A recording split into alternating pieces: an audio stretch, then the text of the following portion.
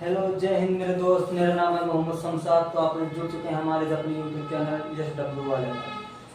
मेरे दोस्त, आज हमारा एक टॉपिक है जिस बहुत ही महत्वपूर्ण टॉपिक है जिसका नाम है यूरोप में राष्ट्रवाद। यह टॉपिक क्लास 10 वाले बच्चों के लिए बहुत ही महत्वपूर्ण टॉपिक है। यह क्लास 10 में इतिहास के पहले चैप्टर से लिया गया है जिसका नाम है यूरोप में राष्ट्रवाद। मेरे दोस्त, यूरोप में राष्ट्रवाद यह टॉपिक हम लोग बहुत ही इसको समझने की कोशिश करेंगे कि इसमें क्या है यूरोप में राष्ट्रवाद। बस यही इसी पर हम लोग डिस्कस करेंगे थोड़ा बहुत। तो चलो स्टार्ट करते हैं। मेरे दोस्त, आप लोगों को पता ही होगा कि ये जो यूरोप है, ये यूरोप एक महाद्वीप है। क्या है ये? यूरोप एक महाद्वीप है मेरे दोस्त। और इसी महाद्वीप के अंदर अनेक देश भी आते हैं। जैसे हम कुछ देशों का नाम लिख देते हैं। फ्रांस हुआ, इटली हुआ और जर्मनी।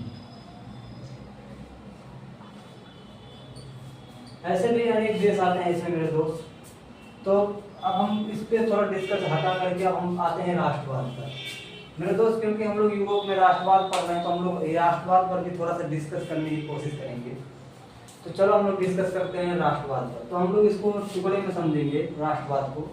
मेरे दोस्त, आप लोग जानते हैं कि राष्ट्र मतलब होता है देश,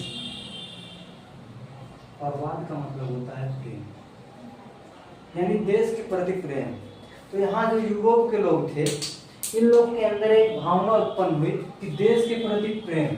ये लोग अपने देश से प्रेम करते थे, करने लगे थे। और क्यों करने लगे थे? इसीलिए इसी का डिस्कस इसमें दिया गया है। इसी के बारे में इस यूरोप में राष्ट्रवाद में दिया गया है।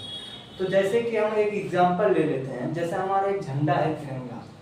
तो हम जब अपने तिरंगे को देखते हैं तो हम लोग के अंदर एक भावना उत्पन्न होती है कि ये जो तिरंगा है हमारा एक अपना तिरंगा है। और या फिर हम लोग एक राष्ट्रगीत या राष्ट्रगान सुनते हैं अपना, तो हम लोग को ऐसा पता चलता है, अंदर से ऐसी भावना उत्पन्न होती है कि ये जो हमारा राष्ट्रगीत है, ये राष्ट्रगान है। तो ये जब हम लोग सुनते हैं तो हम लोग को ऐसा भावना उत्पन्न होता है कि ये जो हमारा राष्ट्रगीत है, ये हमारा अपना राष्ट्रगान है, या ये हमारा एक अपना राष्ट्रगीत है। तो वैसे ही जो यूरोप के अंदर लोग थे, इन लोग के अंदर एक भावना उत्पन्न हुई कि जब देश से इन लोग को प्रेम होने लगा। और क्यों होने लगा?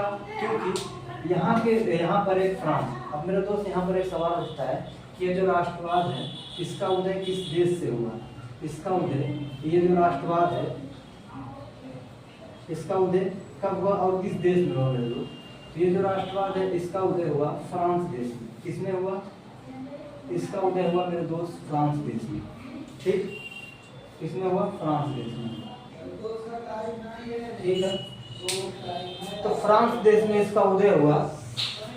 और इसी फ्रांस में एक क्रांति भी चलाई गई, जिस क्रांति का नाम था मेरे दोस्त फ्रांसीसी क्रांति। क्या नाम था? ये सवाल पूछा जा सकता है कि फ्रांसीसी क्रांति किस सन चलाई गई और किस देश में चलाई गई। तो ये जो फ्रांसीसी क्रांति है, ये फ्रांस में चलाई गई। कहाँ चलाई गई मेरे दोस्त? फ्रांस में। ये फ्रांसीसी क्रांति। ठीक, और ये जो फ्रांसीसी क्रांति, यह क्रांति चलाई गई 1789 ईस्वी में। कब चलाई गई मेरे दोस्त? 1789 ईस्वी में। इस क्वेश्चन को आप लोग याद रखे रहना। तब फ्रांसीसी क्रांति कब चलाएगी? 1789 ईस्वी में। और ये जो राष्ट्रवाद है, किस देश में इसका उदय हुआ? तो मेरे दोस्त, राष्ट्रवाद का उदय हुआ फ्रांस देश।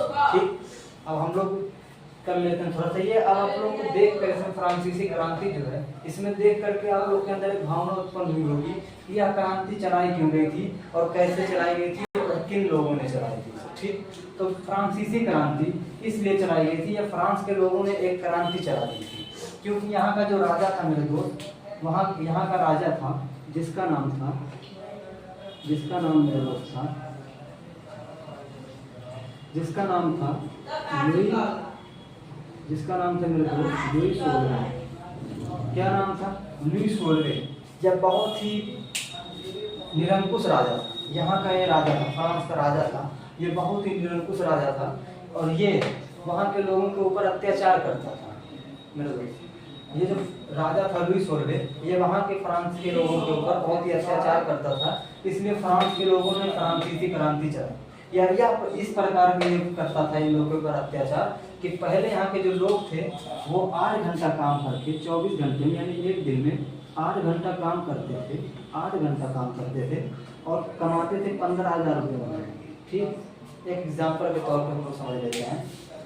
8 घंटा काम करके ये लोग कमा रहे थे पहले 15,000 रुपये। उसके बाद जब ये शासन में आए लुई 16 में, तो ये लोग इन लोग से ये 16 घंटा काम कराकर इसका दुगना काम कराकर और 10,000 रुपया भी नहीं देता, एग्जाम्पल के तौर पर। तो ऐसे ही इसीलिए यहाँ के लोगों ने, फ्रांस के लोगों ने फ्रांसीसी क्रांति चलाई। ये किसके ऊपर चलाई थी? लुई 16, क्योंकि ये फ्रांस के लोगों को बहुत ही अत्याचार तरीके से, यहाँ के लोगों के ऊपर ध्यान भी नहीं देता थोड़ा भी। तो मेरे दोस्त इसमें यही दिया हुआ है। और यूरोप में राष्ट्रवाद, उसके बाद धीरे धीरे यहाँ के लोगों में राष्ट्रवाद का उदय होने लगा। ये लोग देश से प्रेम करने लगे और इस राजा को ये लोग हटाने की कोशिश किए। और फिर चलो मेरे दोस्त यहाँ पर एक वीडियो खत्म कर दें, क्योंकि हम लोग को शॉर्ट में भी डालना है। तो ये यहाँ पर खत्म करते हैं। अब अगली वीडियो में इससे आगे बढ़ाएंगे वीडियो। तो जय हिंद, जय भारत।